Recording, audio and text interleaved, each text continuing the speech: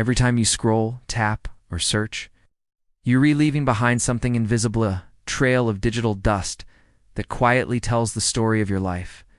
We call it your digital footprint. But here's the twist. This wasn't always the case. The idea that every click, every purchase, every glance at a screen would one day become permanent data wasn't born overnight. Its history is stranger, older, and far more surprising than most people realize.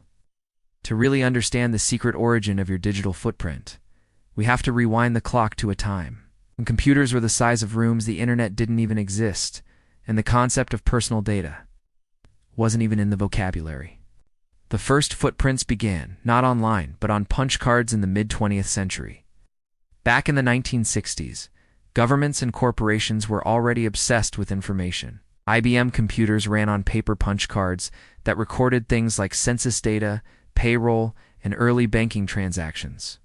Every transaction created a record primitive data that hinted at a future where lives could be measured in information. The term database itself was born during this era, and it planted the seed that people's activities could be cataloged, stored, and analyzed. But the real shift came in the 1970s and 80s, when computers moved out of labs and into offices.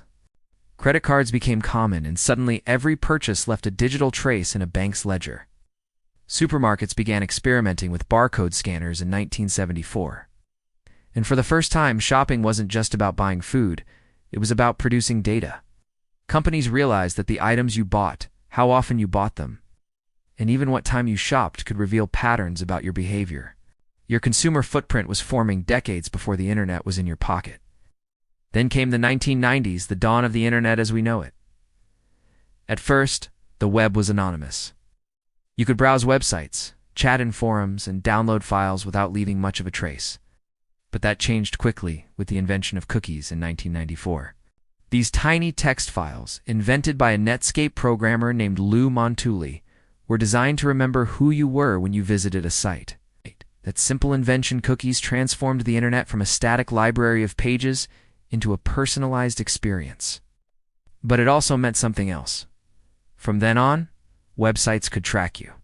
Your searches, your purchases, even the items you left abandoned in a shopping cart suddenly. All of it was stored. By the early 2000s, search engines like Google and online marketplaces like Amazon had turned data into gold. Every search you typed was a clue about your desires. Every product you clicked on revealed your interests.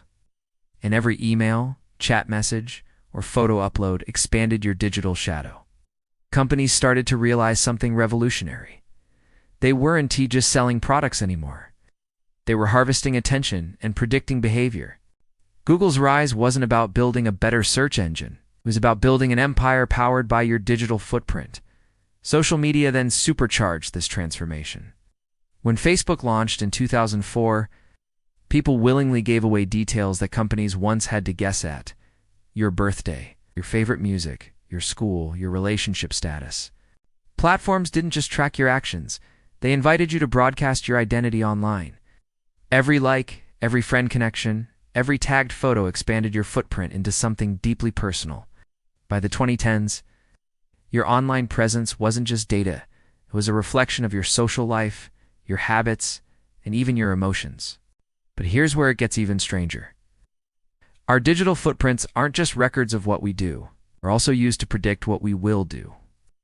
Algorithms now take your past clicks and build a version of you that lives in databases, a model that knows which ads you'll respond to, which songs you'll like, even which political messages might sway you. In 2018, the Cambridge Analytica scandal revealed just how powerful this could be. When personal data from millions of Facebook users was weaponized to influence elections, today your footprint is bigger than ever. Smartwatches track your heartbeat, location services track your movements, and even your smart fridge records when you're out of milk. Every device in your home has the potential to feed into this invisible biography of your life. And the more we live online, the less control we seem to have over how that footprint grows. So, what is the secret origin of your digital footprint? It began with simple records on paper punch cards, grew through credit cards, and barcodes exploded with cookies and search engines, and now thrives in the age of social media and artificial intelligence. It says the story of how human life slowly turned into streams of data that can be bought, sold, and analyzed to shape the world around us. Your footprint is older than you think, bigger than you imagine, and far more permanent than you'd like to believe. The real question isn't how it began, how much further it will go.